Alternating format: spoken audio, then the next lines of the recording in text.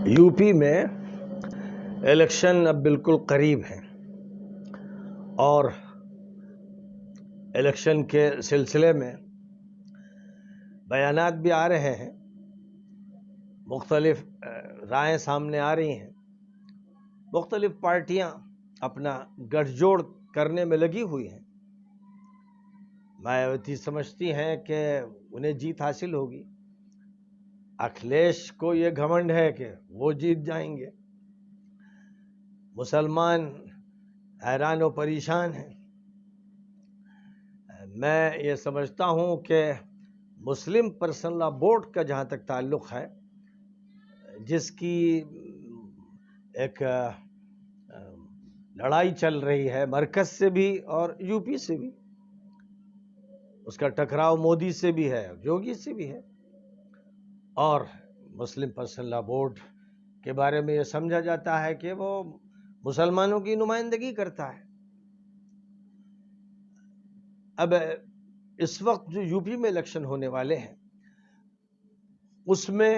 مسلم personal لا board کا جو سب سے طاقتور ممبر اور سب سے بڑا نمائندہ، جس کی اپنی پارٹی ہے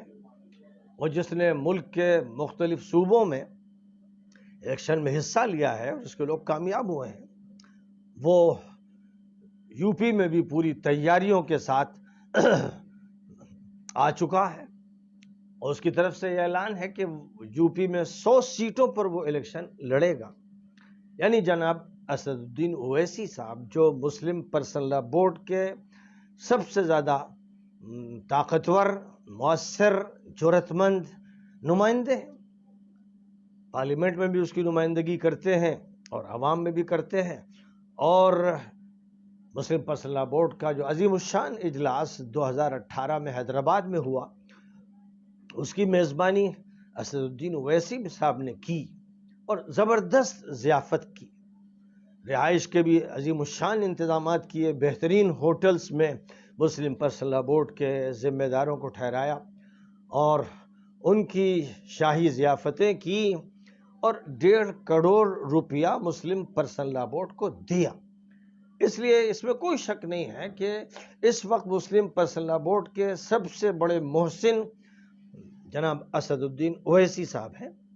اس لیے اس بات کی پوری توقع ہے کہ مولانا سید محمد رابع حسنی صاحب دامت برکاتہم، جو مسلم پرسنل لا بورڈ کے صدر ہیں، وہ یو پی کے الیکشن میں جناب اسد الدین اویسی صاحب کی بھرپور تائید کریں گے اور اس کا اعلان کریں گے۔ متوقع ہے کہ اتحاد المسلمین کو ووٹ دیا جائے۔ مسلمانوں کو چاہیے کہ وہ مسلم پرسنل لا بورڈ کی تائید کریں، اور اس کی تائید کے لیے یہ سب سے بہتر ذریعہ ہے اس وقت یہاں کے انتخابات میں کہ اویسی صاحب کی تائید کی جائے، اور اس کا اعلان مولانا رابع صاحب کی طرف سے ہو۔ مولانا رابع صاحب کی احسان شناسی کا بھی یہ تقاضا ہے کہ اویسی صاحب نے جس طرح پرسنل لا بورڈ کو گود میں لیا اور جس طرح اس کے ذمہ داروں کا اکرام کیا اور جیسی ان کی ضیافتیں کی، اور پھر جس طرح ایک بہت خطیر رقم مولانا کی خدمت میں پیش کی، تو اس کے بعد یہی متوقع ہے، اور میں سمجھتا ہوں کہ احسان کا بھی یہی تقاضا ہے اور اخلاق کا بھی یہی تقاضا ہے کہ مولانا کی طرف سے باقاعدہ اویسی صاحب کے لیے الیکشن کے سلسلے کی اپیل جاری کی جائے اور ندوے میں خاص طور پر ان کا اکرام کیا جائے، اور جیسے انہوں نے ضیافت حیدرآباد میں کی ویسے ہی لکھنؤ میں ان کی ضیافت کے انتظامات ہوں۔ تو بہرحال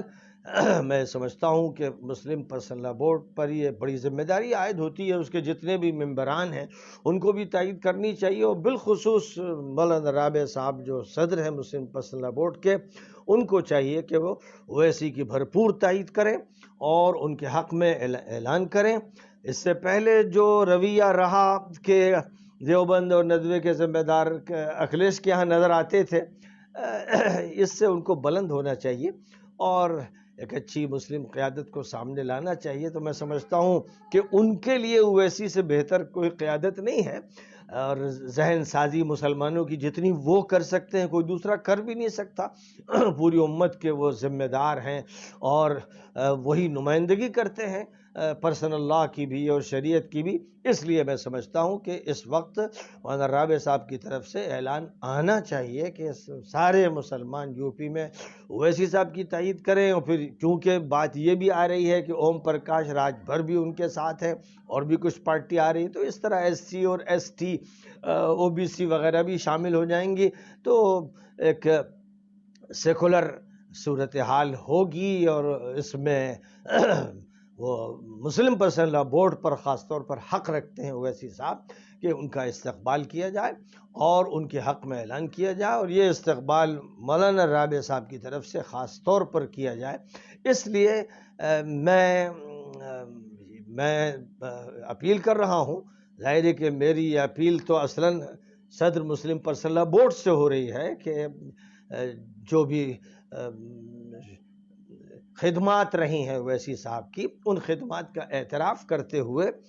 اس طرح کا اعلان ہو اور ان کا ساتھ دیا جائے، اور اپنی تمام شاخوں میں یہ بات کہہ دی جائے اور تمام ممبران سے کہہ دیا جائے کہ وہ اویسی صاحب ہی کی تائید کریں، ان کے علاوہ کسی اور کی تائید نہ کریں. میں یہ سمجھتا ہوں کہ ان کے لیے یہ زیادہ بہتر شکل ہوگی. اور باقی یہ ہے کہ دیگر جو سیاسی پارٹیوں کے ذمہ دار ہیں ان کی رائے کیا ہے. میں تو ان کی رائے معلوم کر رہا ہوں اور یہ دیکھ رہا ہوں کہ جو منظر نامہ ہے وہ تو تفریقے کا ہے اور اس کا فائدہ بی جے پی کو ہوگا. اگر وہ چاہتے ہیں، پرسنل لاء بورڈ کے لوگ چاہتے ہیں کہ فائدہ نہ ہو، تو ان کو چاہیے کہ ایک ایسی پارٹی کو جتا دیں، اس کو نمایاں کر دیں، اس کے